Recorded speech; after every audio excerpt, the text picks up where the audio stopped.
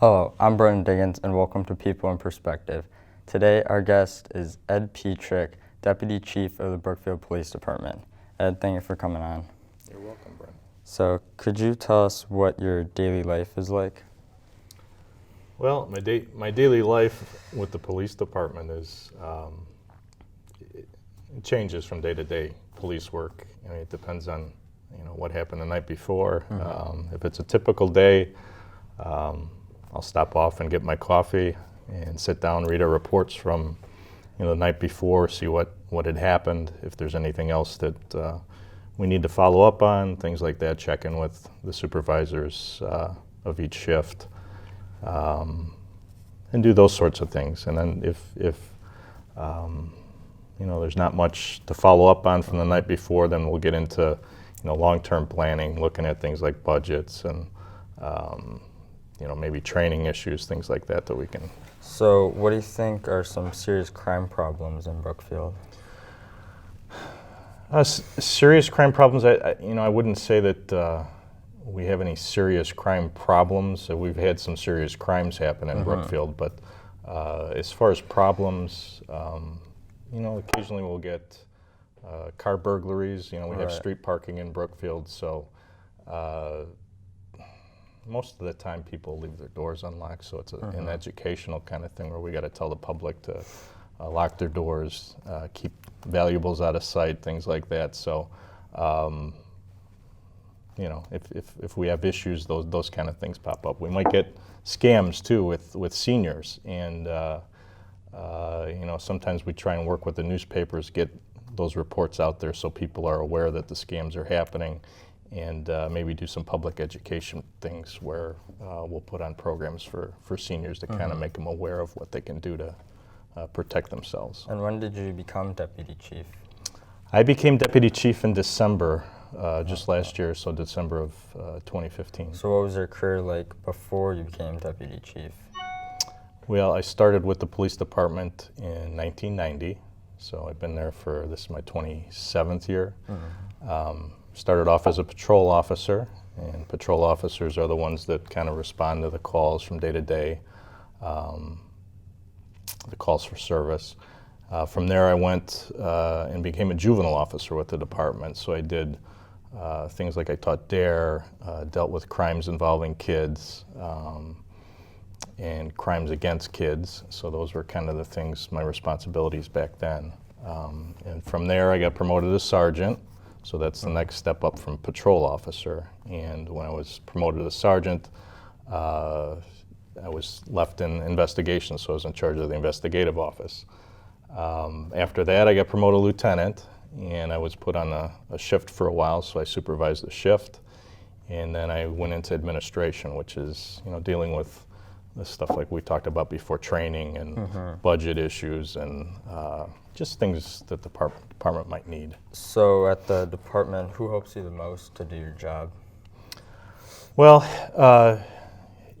I would say probably the chief. The chief and I worked together side by side in the same office for about 8 years. And then in December, he got promoted from lieutenant to chief, and I got promoted to deputy chief. So we know each other very well. We kind of think the same, but at the same time, it's okay for us to disagree at times. So we have a good working relationship, and if problems come up, then we're able to work together and solve things. We also have 2 other lieutenants, so we have a command staff. And one of the lieutenants is in charge of investigations. The other one is in charge of patrol. So they're kind of our experts in those fields, and together we'll talk about things if issues pop up and work as a team. So what would some of your advice be for someone pursuing a career in law enforcement? My advice would be, how they have the career test that you can take, kind of to see what maybe fits with your personality and things like that. I would advise people to take those, and if law enforcement fits in that category for you, follow it up with maybe doing a ride-along. Departments offer that, and you can kind of sit in a squad car with a police officer and just see if that's really something you'd like to do. And then what are the most difficult parts of your job?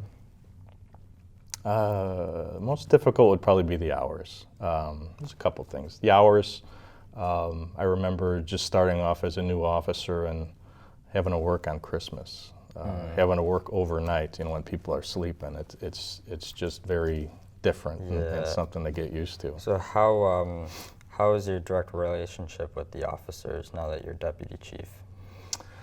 My relationship with the officers are, it's twofold. We're friends. I enjoy coming to work. I think I work with friends, but at the same time, as an administrator, you have to kind of be the boss with them and make sure that they're following our rules and doing things properly out on the street. Right. So going back on your advice, how did you get into law enforcement? How did that become a career option for you? I got involved. I went to actually a seminary high school, so I was interested in helping people, and for me, working with people was always something that I wanted to do. Then I went on to college. I was actually involved in journalism. I thought that might be a neat thing, and then I took a class in law enforcement, and I really got hooked into it, and it's something that I followed up with, and I'm glad I chose it. So what are some of the most rewarding parts of your job? Most rewarding would be helping people. I think there's a lot of satisfaction in being able to come to work and problem solve and help somebody that's going through a difficult time.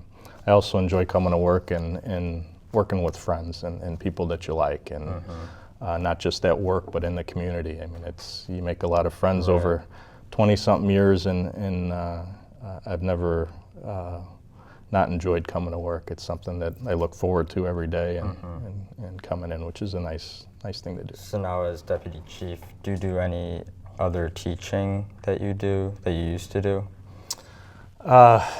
I used to teach DARE. I no longer do that, but we will do programs, like I said before, with seniors. We put on a program on, teaching them how to avoid being scammed. We've done safety programs with village employees that kind of show them what to do if there were an emergency situation, how to respond in those. I'm a liaison officer with the schools, so if there's issues that come up at the schools, if they need someone to go and talk to some kids about stranger danger, maybe we'll go and do that. So those are kind of the training things that I do now, teaching. Thanks for coming on. That's all we have time for. You're welcome. Thank you.